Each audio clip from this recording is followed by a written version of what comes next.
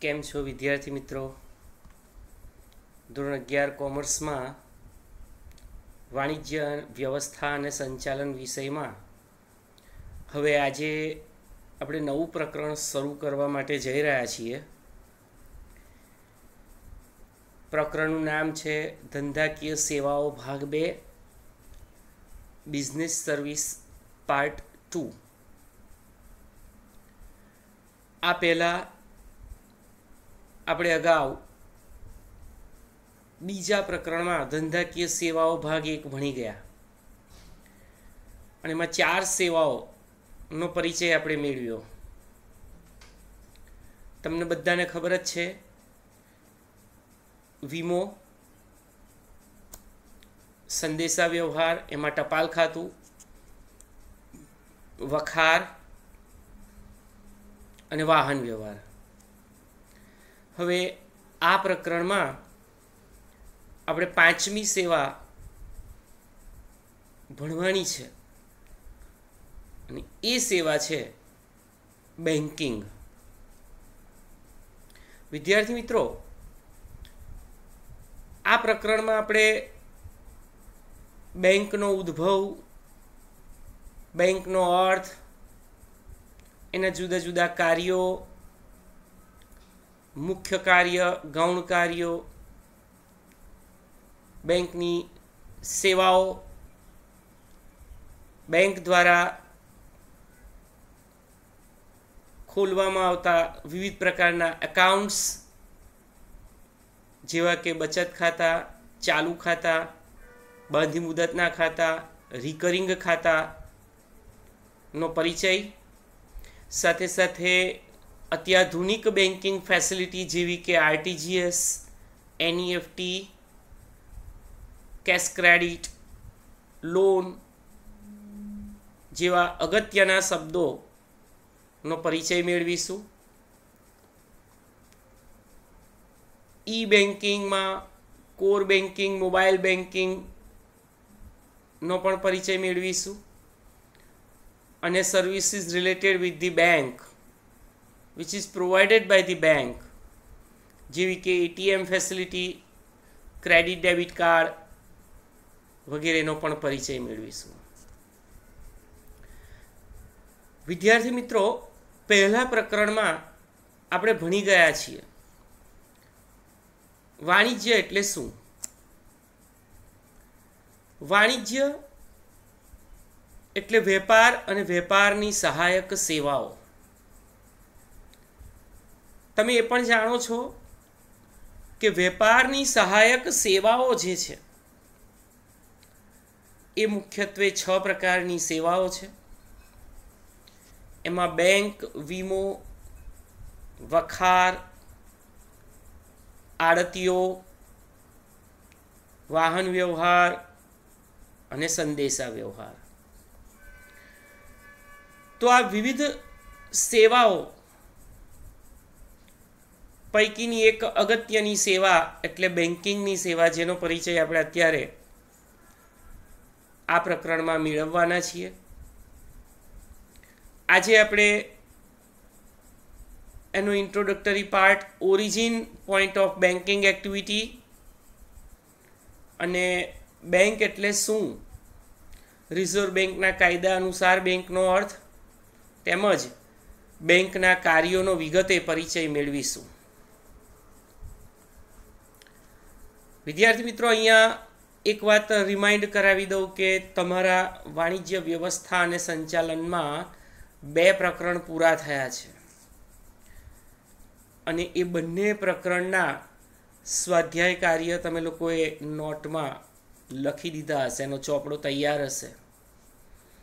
આમાં પણ જેમ જેમ પ્રકરણ પૂરા થતા જાય તેમ તેમ તમારે ચોપડામાં એના પ્રકરણ લખતા જવાનું છે, જેથી કરીને આપણું કંઈ પણ કન્ટેન્ટ બાકી ના રહે. જ્યારે પણ પરિસ્થિતિ યથાવત થશે ત્યારે આપણે ખૂબ જ સરળતાપૂર્વક કન્ટેન્ટની તૈયારી સાથે આવનારી પરીક્ષાઓ સફળતાપૂર્વક પાસ કરી શકીશું. એટલે વિદ્યાર્થી મિત્રો, આમ તો દરેક વિડીયો લેક્ચરમાં હું તમને ટકોર કરું જ છું કે રેગ્યુલર હોમવર્ક લખવાનું રાખજો. જે વિડીયોમાં જે કન્ટેન્ટ તમે ભણ્યા છો એ કન્ટેન્ટનું હોમવર્ક લખી દો. વિડીયો વારંવાર જુઓ, જેથી કરીને તમારા બધા જ કોન્સેપ્ટ જે છે related with the content, any content A clear થાય અને આગળ જતાં 12 કોમર્સમાં તકલીફ ના પડે. કેમ કે 11 કોમર્સ એ પાયો છે. એના ઉપર 12 કોમર્સ તેમજ FY, SY, TY, BBA, MBA, BCom, MCom ની આખી ઇમારત રચાયેલી છે. એટલે જ્યાં સુધી તમારા બેઝ ક્લિયર નહીં હોય ને ત્યાં સુધી આગળ ઇમારતમાં જોખમ રહેલું છે. વિષય કોઈ પણ હોય, વાણિજ્ય વ્યવસ્થા હોય, અર્થશાસ્ત્ર, નામાના મૂળ તત્વો, આંકડાશાસ્ત્ર, આપણા આ ચારેય વિષયો જે છે, બાકીની 2 લેંગ્વેજ છે, અંગ્રેજી અને ગુજરાતી. કમ્પ્યુટર એક સેપરેટ સબ્જેક્ટ. અમુક સ્કૂલોમાં સેક્રેટરિયલ પ્રેક્ટિસ નામનો વિષય પણ છે. તો વિદ્યાર્થી મિત્રો, આ 4 વિષયો ઇકોનોમિક્સ, BA, એકાઉન્ટન્સી અને સ્ટેટ, એ જો બેઝ આપણો પરફેક્ટ હશે તો આગળ આપણી ઇમારત જે છે, શૈક્ષણિક કારકિર્દી રૂપી ઇમારત, એ આપણી મજબૂત થશે. યાદ રાખજો. હાલના સમયમાં વાણિજ્યનું મહત્વ વધતું જાય છે. કહીએ ને, east or west, commerce is always best. વાણિજ્યમાં વેપારની પ્રવૃત્તિ ઉપરાંત તેને સહાયક સેવાઓમાં બેન્કિંગનો પણ સમાવેશ કરવામાં આવેલો છે. બેન્કિંગની સેવા વેપાર ઉપરાંત ઉદ્યોગ, ખેતી જેવા અનેક ક્ષેત્રને ઉપયોગી છે. કારણ કે કોઈપણ ક્ષેત્રમાં કોઈપણ કાર્ય કરવા માટે નાણાંની જે રિક્વાયરમેન્ટ ઊભી થાય, એ નાણાંની જરૂરિયાતો પૂરી કરવાનું કાર્ય એ બેંક કરે છે. એટલે ખૂબ ઉપયોગી છે. હવે ખાસ કાળજી રાખજો. આપણા નિયમ પ્રમાણે પેન્સિલ અને પાઠ્યપુસ્તક તમારી પાસે હોવું જ જોઈએ. બેન્કિંગની સેવા આપનાર સંસ્થા જ બેંક કહેવાય. અંડરલાઈન. વિશ્વની સૌ પ્રથમ બેંક ઈસવીસન 1407માં જીનીવા ખાતે શરૂ થઈ હતી. ત્યાં અંડરલાઈન કરો. ઈસવીસન પૂર્વે 1407માં જીનીવા ખાતે the first bank of the world એ ત્યાં શરૂ થઈ હતી. આપણે અત્યારે ભણી રહ્યા છે origin point of banking activity and bank. Italian શબ્દ બેન્કો, BANCO, ઇટાલિયન શબ્દ બેન્કો, બેન્ચ પરથી બેંક શબ્દની ઉત્પત્તિ થઈ છે. બેંકની પ્રવૃત્તિઓના પુરાવાઓ પ્રાચીન સમયમાં પણ જોવા મળે છે. આ બેંક શબ્દનો ઉદ્ભવ રોમન સામ્રાજ્યમાં થયો હતો.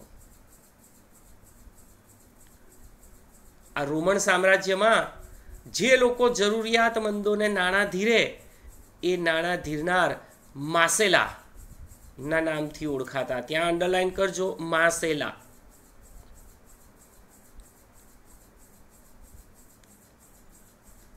બંધવાળો હોય એની વચ્ચોવચ બેન્ક્યુ નામે ઓળખાતી એક લાંબી બેન્ચ, જેવી રીતે આપણે સ્કૂલમાં, ક્લાસીસમાં 4 સીટર, 5 સીટર પર બેસીએ એવી રીતે 7 સીટર, 9 સીટર જેવી લાંબી બેન્ચ ઉપર પોતાની નાનકડી અને કામચલાઉ એટલે કે ટેમ્પરરી દુકાનો રાખતા, જેના પરથી બેંકો અને બેંક શબ્દની ઉત્પત્તિ થઈ. વિદ્યાર્થી મિત્રો, પરીક્ષામાં તમને 2 માર્ક્સમાં આ પેરેગ્રાફ પૂછી શકાય. બેંક શબ્દની ઉત્પત્તિ કેવી રીતે થઈ? તો આપણે સૌ પ્રથમ ઈસવીસન પૂર્વે 1407 જીનીવા ખાતે શરૂ થઈ બેંક, ત્યાર પછી ઇટાલિયન, ત્યાર પછી રોમન સામ્રાજ્ય, માસેલા, બેંક્યુ નામની લાંબી બેન્ચ. આ બધો ઉલ્લેખ આપણે 2 માર્ક્સમાં કરવાનો છે, યાદ રાખજો, છે એકદમ સહેલું. તો આ હતો introductory part of banking activity and origin point of bank and banking activity as well. હવે વાત કરીએ છીએ મીનિંગ ઓફ બેંક. બેંકનો અર્થ. વિદ્યાર્થી મિત્રો, પાઠ્યપુસ્તકમાં તમને 2 અર્થ આપવામાં આવેલા છે. આપણે મોટે ભાગે પહેલો અર્થ તૈયાર કરવાનો છે, યાદ રાખજો.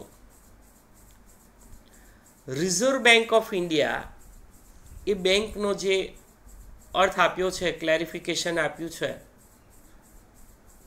અબાઉટ ડેફિનેશન ઓફ બેન્કિંગ, તે ત્યાં 1 માર્ક્સ લખી દો સાઈડ ઉપર અને અંડરલાઈન કરો. માંગવામાં આવે એટલે તરત જ કે નિર્ધારિત મુદતના અંતે, પરત કરવાની શરતે, ધિરાણ કરવાના હેતુથી બચતો એકત્રિત કરતી સંસ્થા એટલે બેંક. હું રિપીટ કરું છું. માંગવામાં આવે એટલે તરત જ કે નિર્ધારિત મુદતના અંતે, પરત કરવાની શરતે, ધિરાણ કરવાના હેતુથી બચતો એકત્રિત કરતી સંસ્થા એટલે બેંક. અને બીજો અર્થ આપ્યો છે બેન્કિંગની સેવા આપતી સંસ્થાને બેંક તરીકે ઓળખવામાં આવે છે. આ કોમન મિનિંગ છે, આપણે આરબીઆઈનો મિનિંગ યાદ રાખવાનો છે ખાસ. અને બીજી એક વ્યાખ્યા હું લખાવું છું, તમે લખી લો પાઠ્યપુસ્તકમાં જ નીચે અથવા ઉપર, અથવા તમારી પાસે ચોપડો હોય તો ચોપડામાં પણ લખી શકો. હું બોલું છું, પેન્સિલથી લખી લો. રેડી?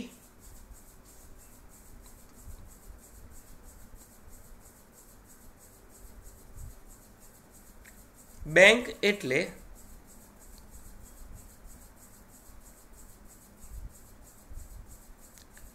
સમાજની છૂટી છવાઈ બચતોને, સમાજની છૂટી છવાઈ બચતોને થાપણ સ્વરૂપે એકત્ર કરે છે, થાપણ સ્વરૂપે એકત્ર કરે છે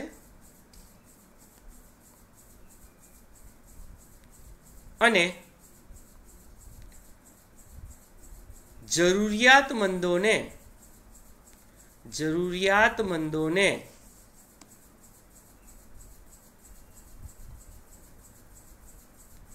લોન સ્વરૂપે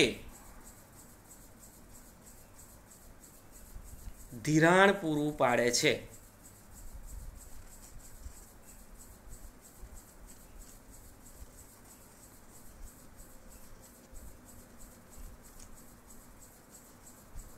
લોન સ્વરૂપે ધિરાણ પૂરું પાડે છે તેમજ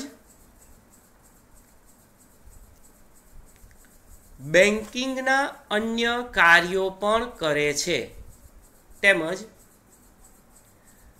બેન્કિંગના અન્ય કાર્યો પણ કરે છે.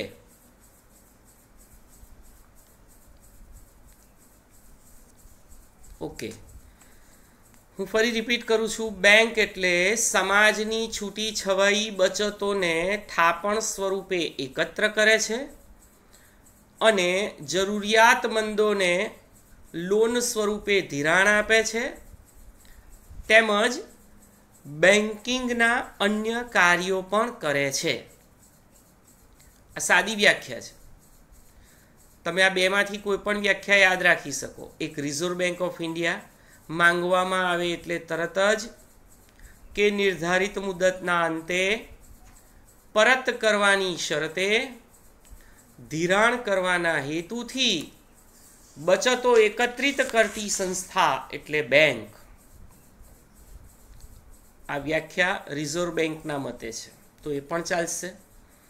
અને સમાજની છૂટી છવાઈ બચતોવાળી વ્યાખ્યા પણ ચાલશે. જે તમને યોગ્ય લાગે એ તૈયાર કરો. પણ પેલી 2 નંબરની સાદી વ્યાખ્યા ના કરશે કે બેન્કિંગની સેવા આપતી સંસ્થા એટલે બેંક. કોઈક વાર ઇમરજન્સીમાં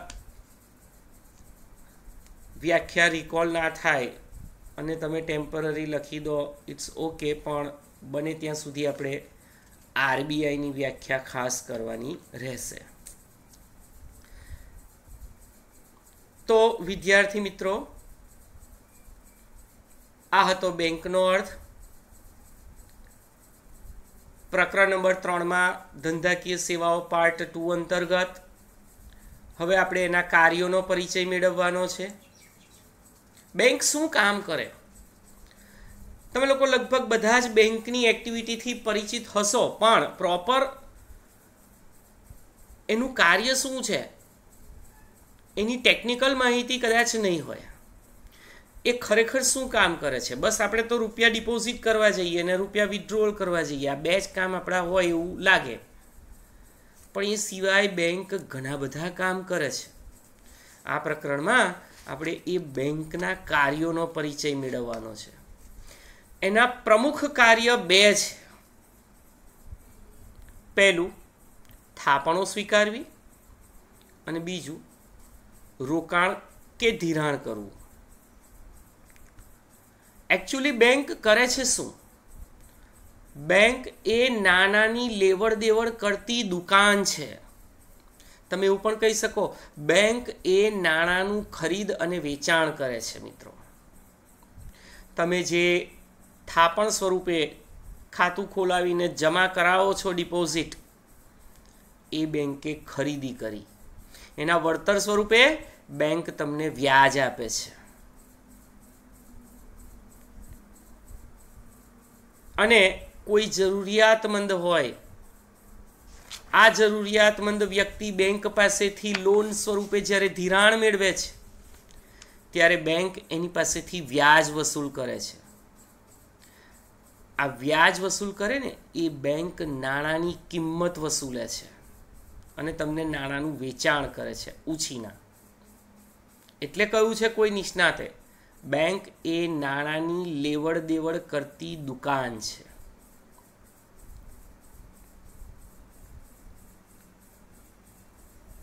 હવે તમારી પાસેથી જે વ્યાજ વસૂલ કરે છે,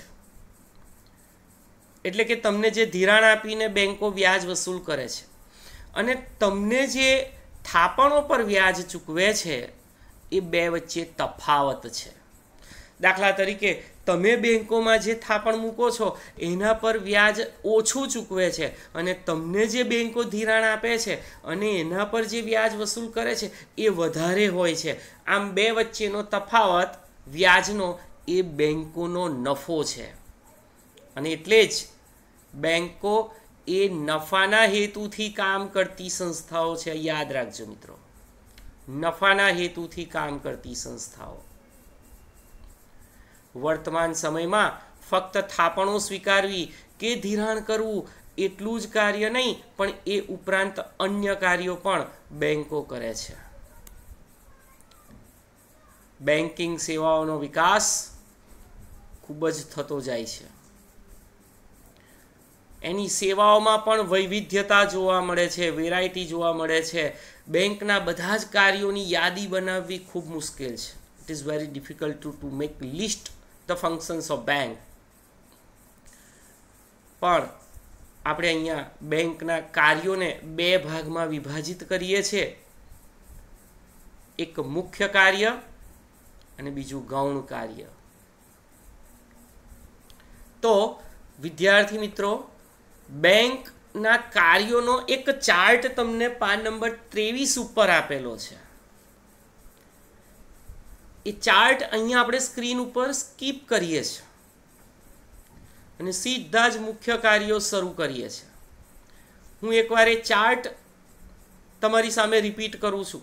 મુખ્ય કાર્યો 4 પ્રકારના: થાપણો સ્વીકારવી, બીજું ધિરાણ કરવું, ત્રીજું રોકાણ કરવું અને ચોથું આંતર બેન્કિંગ વ્યવહારો. એની સામે ગૌણ કાર્યો જો કોષ્ટકમાં આપેલું છે પેજ નંબર 23 ઉપર.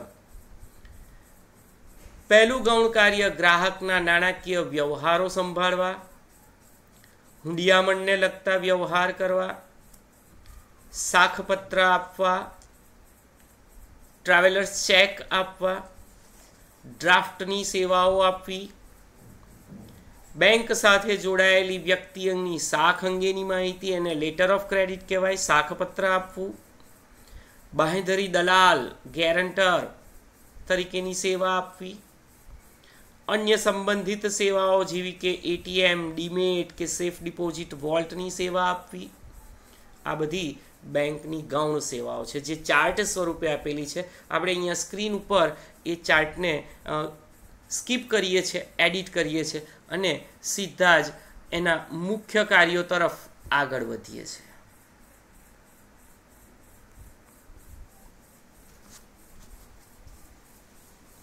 તો વિદ્યાર્થી મિત્રો, આપણે શરૂ કરીએ છીએ બેંકના મુખ્ય કાર્યો.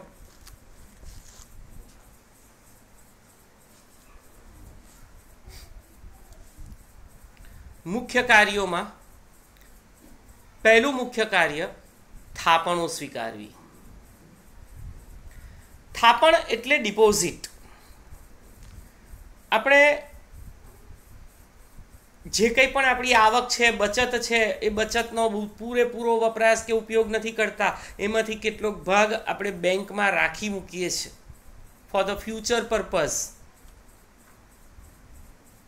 બેંકો જાહેર જનતા પાસેથી અમુક વણ વપરાયેલી અનયુઝડ અમાઉન્ટ ડિપોઝિટ તરીકે સ્વીકારે છે, થાપણ તરીકે સ્વીકારે છે.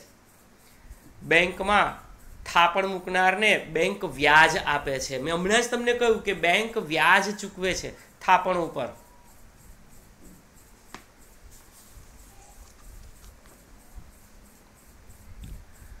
બેંકની સૌથી મોટી જવાબદારી થાપણદારો, બચત કરનારા લોકોનો વિશ્વાસ જાળવી રાખવાનો છે. એટલે માંગતામાં જ જ્યારે માંગે ત્યારે એમની થાપણ એમને પરત મળવી જોઈએ. પછી એવું ન ચાલે કે બેંકમાં જ્યારે ખાતેદાર પોતાની થાપણ ઉપાડવા જાય અને બેંક એવું કહે કે આજે નથી, હવે 2 દિવસ પછી આવજો. એવું ના ચાલે. બેંક અલગ અલગ પ્રકારની થાપણો સ્વીકારે છે જેના પર વ્યાજનો દર પણ જુદો જુદો હોય છે, અલગ અલગ હોય છે. આપણે આગલા ટોપિકમાં જોઈશું. ખાતાના પ્રકારોમાં બચત ખાતું, ચાલુ ખાતું, રિકરિંગ ખાતું અને બંધી મુદતનું ખાતું. આ 4 પ્રકારના ખાતા ખોલાવી શકાય અને આપણી રકમ, બચતો થાપણ સ્વરૂપે આપણે બેંકમાં મૂકી શકીએ. તો ત્યાં અંડરલાઈન કરી રાખજો. બેંક કઈ 4 રીતોએ થાપણ સ્વીકારે છે તો આપણે 4 નામ લખવાના છે: બચત ખાતું, ચાલુ ખાતું, રિકરિંગ ખાતું અને બંધી મુદતનું ખાતું. ત્યાં અંડરલાઈન કરો. બેંકનું બીજું મુખ્ય કાર્ય છે ધિરાણ કરવું. બેંક વિવિધ પ્રકારના ખાતાઓ દ્વારા થાપણો સ્વીકારે છે. આમ થાપણો દ્વારા બેંકે મેળવેલ નાણાંનું એ અન્યત્ર ધિરાણ કરે છે. ધિરાણ કરવું, ઉછીના આપવા. બેંક થાપણો સ્વીકારીને બચતકારને વ્યાજ આપે છે. તેથી થાપણદારોને ચૂકવાતા વ્યાજના દર કરતાં વધુ ઊંચા દરે જરૂરિયાતવાળી વ્યક્તિઓને નાણાંનું ધિરાણ કરે છે. મેં હમણાં જ તમને આગળ સમજાવ્યું. અને આ રીતે જે ધિરાણની પ્રવૃત્તિમાંથી બેંક વ્યાજ કમાય છે, એ વ્યાજનો જે તફાવત છે, એ તફાવત એ બેંકનો નફો છે. અને બેંક આ રીતે નફાના હેતુથી કામ કરતી એક નાણાકીય સંસ્થા છે. યાદ રાખજો, એ સેવા નથી આપતી, એનો હેતુ નફાનો છે.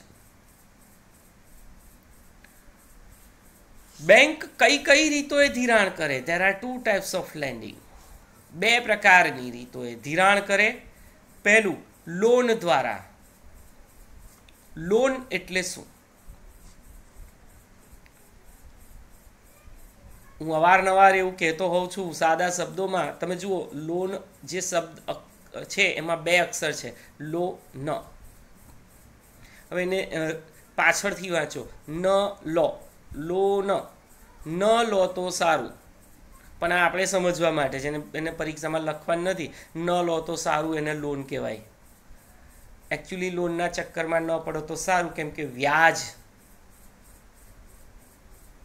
ભરીને ખરેખર લોન લેનાર મધ્યમ વર્ગ અને ગરીબ વર્ગ થાકી જાય છે મિત્રો. બેંકો લાંબા ગાળા માટે કે ટૂંકા ગાળા માટે લોન આપે છે. કેટલાક પ્રકારની લોન પર તારણ જરૂરી છે. તારણ એટલે શું? તારણ એટલે બેંક તમારી મિલકતો, જમીન, ગોલ્ડ એ તારણ પર લે છે, ગીરો લે છે, મોર્ગેજ કરે છે અને તમને ધિરાણ આપે છે. એને તારણ કહેવાય. જ્યારે કેટલાક પ્રકારની લોનમાં તારણ જરૂરી નથી. આવી લોન વેપારીઓ અને વ્યક્તિગત કે ઉદ્યોગપતિઓને આપવામાં આવે છે. એની સામે બેંક તેટલી જ રકમની જામીનગીરી લે છે. જામીનગીરી એટલે સિક્યુરિટી. કાલ ઉઠીને લોન લેનાર ડિફોલ્ટર જાહેર થાય અને રૂપિયા પાછા ના આપે બેંકને, તો જે સિક્યુરિટી પેટે એસેટ્સ મિલકત લીધી છે એ બેંક જપ્ત કરી દેશે. જેમ કે ઘર મોર્ગેજ કરવું, જમીન મોર્ગેજ કરવી વગેરે. વર્તમાન સમયમાં લોનના જુદા જુદા પ્રકાર છે. જુઓ કયા કયા પ્રકારની લોન, અંડરલાઈન કરો. હોમ લોન, ઘર લેવા માટેની loan. Car loan, education loan, બાળકોને ભણાવવા માટે ઊંચા ખર્ચા હોય છે, મોટા ખર્ચા ચૂકવવા માટેની લોન તમને બેંક પ્રોવાઈડ કરે છે, એને એજ્યુકેશન લોન કહેવાય. Cache credit, machinery loan, gold loan, personal loan, આવી તો અનેક લોન ઉપલબ્ધ છે જે બેંકો જરૂરિયાતમંદોને એમની જરૂરિયાત અનુસાર પૂરી પાડે છે. ટૂંકા ગાળાની, લાંબા ગાળાની, વ્યક્તિગત લોન, ધંધાકીય લોન, જેને બિઝનેસ લોન કહેવાય. તો બેંક લોન સ્વરૂપે ધિરાણ આપે છે. ધિરાણનો બીજો પ્રકાર ઓવરડ્રાફ્ટ અને કેશ ક્રેડિટ. ચાલુ ખાતું ધરાવનાર અગાઉથી મંજૂર કરેલ મર્યાદામાં અને ટૂંકા ગાળા માટે ખાતામાં જમા રકમથી વધુ રકમ ઉપાડે તો તેને ઓવરડ્રાફ્ટ કહે છે. અંડરલાઈન કરજો. ઓવરડ્રાફ્ટ એટલે શું? હું ફરી કહું છું. ચાલુ ખાતેદારના ખાતામાં રહેલ જમા રકમ કરતાં વધુ રકમ ઉપાડવાની જે સુવિધા બેંક તરફથી પ્રાપ્ત થાય તેને ઓવરડ્રાફ્ટ કહે છે.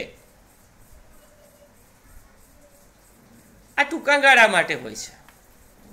હવે આ જ ઓવરડ્રાફ્ટનો સમય ચોક્કસ કરી દેશો ને એટલે it will be convert into the cash credit, one of the important facility provided by the bank.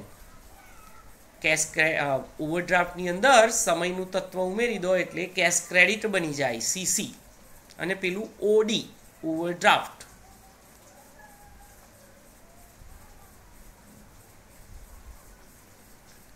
બેંકનું ત્રીજું મુખ્ય કાર્ય રોકાણ કરવું.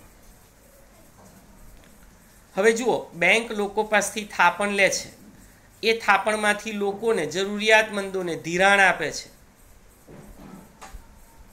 અને રોકાણ જો ન થઈ શકે તો બેંકને વળતર મળે જ નહીં. એટલે બેંક શું કરશે? એ આપણા રૂપિયા જે થાપણ સ્વરૂપે ગયેલા છે એને મૂકી નહીં રાખે, અન્ય જગ્યાએ આ રકમનું બેંકો રોકાણ કરશે અને એ બેંક માટે જરૂરી છે. આ રોકાણ યોગ્ય ગણતરી સાથે અને સલામત જગ્યાએ કરવું પડે. કેમ? તો કે આ નાગરિકોની મૂડી છે.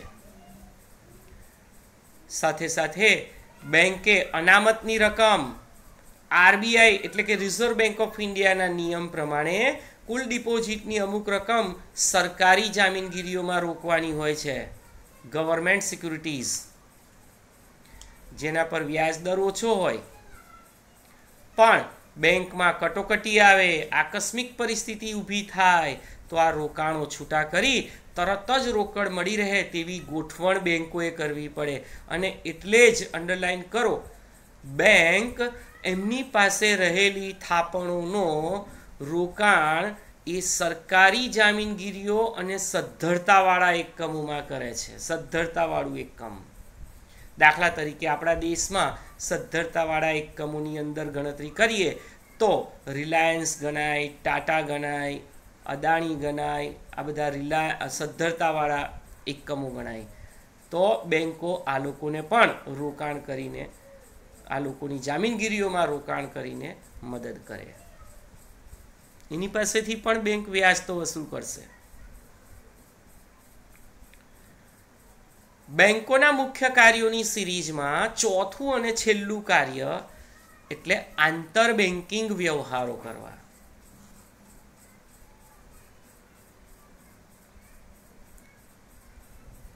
બેંકના મુખ્ય કાર્યો પૈકી એક કાર્ય બેંક વચ્ચેના વ્યવહારોનું છે. આ સમજો મિત્રો, આ અલગથી તમને પરીક્ષામાં 1 માર્ક્સમાં પણ પૂછાય છે.